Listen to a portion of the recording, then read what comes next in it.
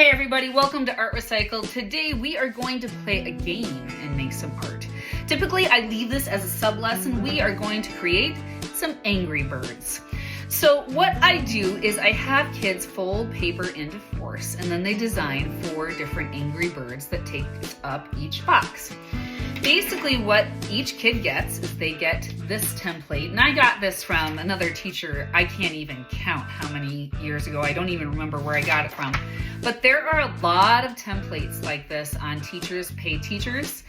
And there are a lot of templates, not just for Angry Birds, there are Lego people, I mean just tons of things like this.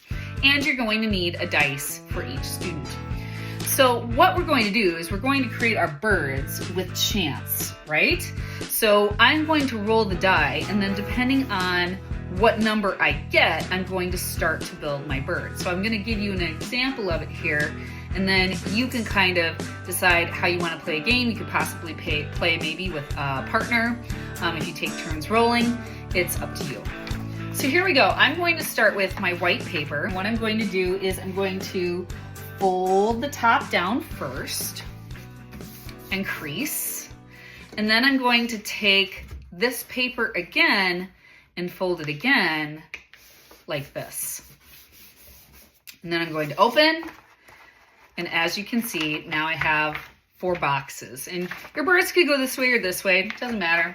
I'm going to take another sheet of paper and just put it under this so that if I draw with a Sharpie today, it doesn't bleed through.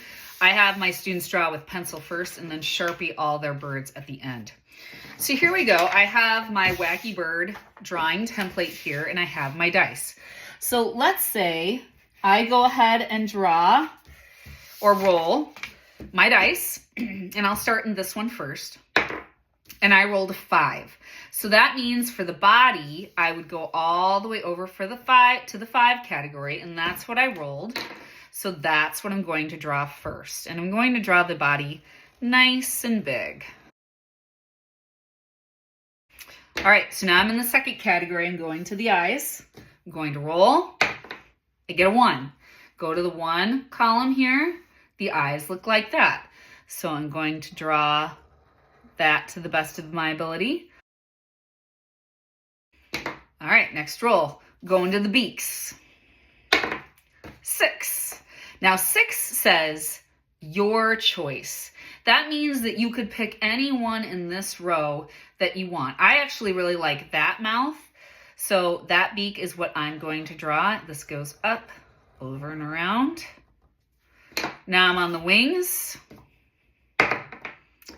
5. So now looking at this one, again, if something doesn't fit, you can try to shove it in there, but most of the time, what looks better is if you just kind of modify a little bit. So maybe this one's going up. Like that. And whatever works, right? If you need to run off the page, you can run off the page too with the wings instead of trying to shove it in there, right, to make it fit. So now I'm going to flip this over. I'm on the tail. 2. So I rolled this one. Now, this one's tricky. I know some kids are like, okay, but that looks kind of weird. Like, wouldn't the tail be behind the bird? It's up to you. So I'm going to put that tail right here. And lastly, top of the head, and it's a 6, your choice. I can choose any one of these. I'm going to choose this one. And there we go. You would do 3 more and then trace it with a Sharpie and then color it with your choice, colored pencils, markers, crayons. I typically also have my students color the background because when you color your bird with a background that's kind of contrasting color, for example, green with a red or a pink, it kind of makes your bird pop out a little bit and it just makes the project more colorful. So I hope you enjoyed this game. I'll see you next time on Art Recycled. Bye.